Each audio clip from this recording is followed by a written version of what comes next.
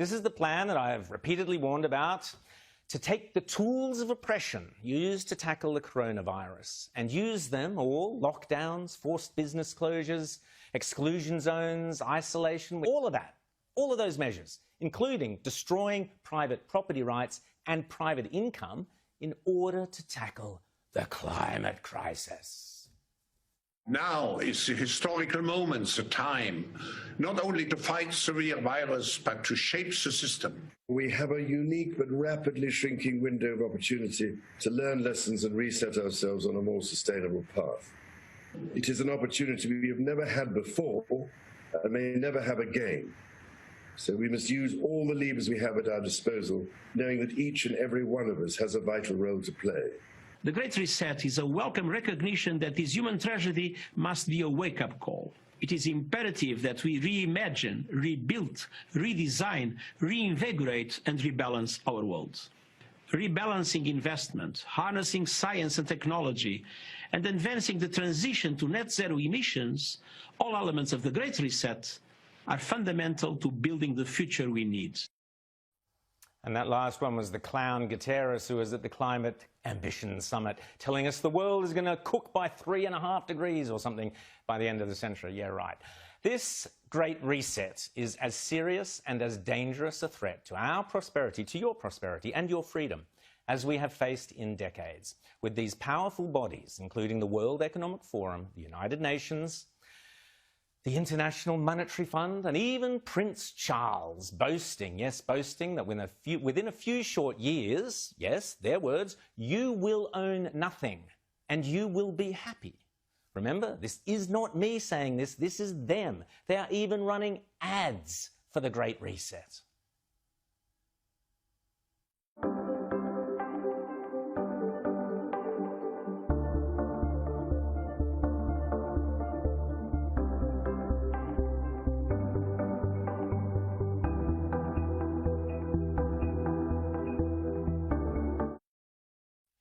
A handful of countries will dominate. I wonder which ones they might be.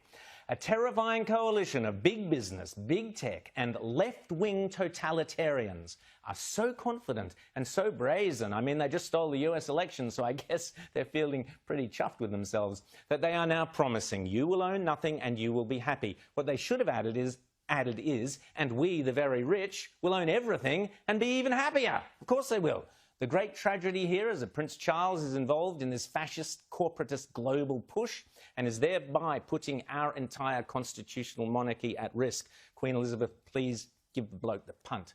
It is critical, and I urge you to write to your MPs over the holidays to insist that no Australian public servant or member of parliament, no individual on the Australian public purse attends the World Economic Forum in Lucerne in May, which is where this obscenity is scheduled to begin. Please write to your MPs and tell them. And you think I'm just imagining this stuff? Crazy old Rowan with his conspiracy theories? Think again.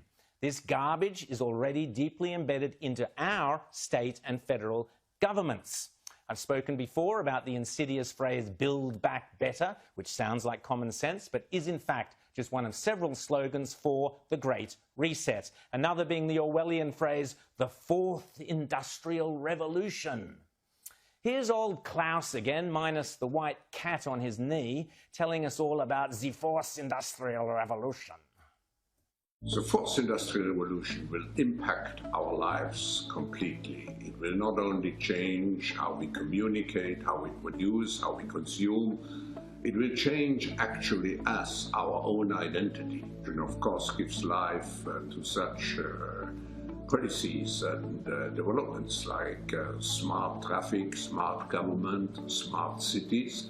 What we will see is that everything will be integrated into an ecosystem driven by big data and driven particularly by close cooperation also of governments with business, civil society.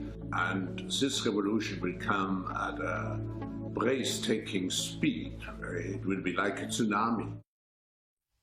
Like a tsunami in the Fourth Industrial Revolution, you will own nothing, but you will be happy. That is an order. It gets worse. The World Economic Forum are now blatantly saying capitalism needs a dose of Marxism.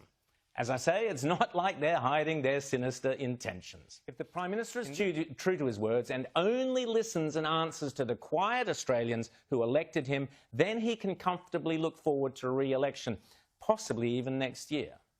But if he is seduced by the siren voices of the virtue signallers of the international forums, of the global warming alarmists and their doomsday predictions of the greedy renewable investors within his own party, who fraudulently claim that they are saving the planet when all they are doing is enriching themselves at the expense of the poorest among us.